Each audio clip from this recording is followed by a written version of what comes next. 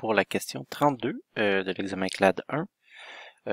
On nous dit qu'un sous-VI est créé en sélectionnant du code à partir du diagramme ci-dessous. On nous demande donc combien de terminaux le sous-VI aura-t-il. Donc les choix de réponse, c'est 3, 4, 5 ou 6. Alors pour savoir le nombre de terminaux qu'on a, d'abord il faut regarder à l'intérieur de la zone sélectionnée, est-ce qu'on a des commandes ou des indicateurs. Donc les commandes et les indicateurs vont être systématiquement transformés en terminaux. Donc des points, on va devoir connecter des valeurs à notre sous-VI. Donc numérique 1, numérique 2 et numérique 3 vont être des terminaux. Donc 2 terminaux en entrée, un terminal en sortie pour numérique 3. Et il faut ensuite regarder s'il y a des fils qui traversent la zone. Là, on voit qu'on a le fil d'erreur qui traverse la zone. Donc, on va avoir un terminal d'erreur en entrée et un terminal d'erreur en sortie. Donc, 1, 2, 3, 4 et 5. La bonne réponse, c'est C. Il va y avoir donc 5 terminaux. Et j'ai fait justement ce VI-là pour tester.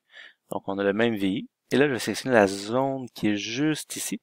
Et là, c'est bien important de sélectionner la même zone qu'on avait. Là. Vous voyez que j'ai sélectionné une zone qui incluait les deux commandes numérique 1, numérique 2, la commande numérique 3. Et ici, j'ai ma petite constante d'erreur. C'est bien important. Si j'avais fait ça ici, comme ça, ben là, comme la constante d'erreur est à l'intérieur, j'aurais pas eu de connecteur. Il faut vraiment que je coupe le fil avec ma sélection, comme ça. Et là, donc, je vais aller dans Édition, créer un sous-VI.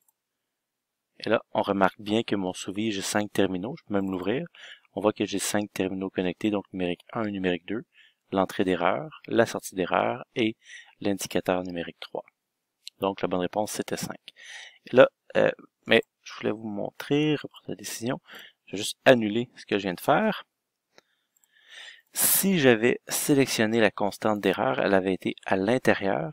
Une constante produit pas de terminal. Fait qu'ici, 3.14 produit pas de terminal. J'ai maintenant la constante d'erreur inclue dans ma zone sélectionnée. Je coupe plus le fil. Si je fais édition, créer un sous-VI, là, vous allez voir que j'ai pas mon entrée d'erreur. Fait que pour avoir le terminal, il faut vraiment couper le fil. Fait que comme ça ici. Et là, je vais avoir un terminal pour l'erreur. Donc, édition, créer un sous-VI. Test. Ici. Donc, on voit que j'ai coupé le fil, là, j'ai mis terminaux. Donc, entrée d'erreur, sortie d'erreur, numérique 1, numérique 2 et numérique 3. Donc, la bonne réponse, c'était C, 5.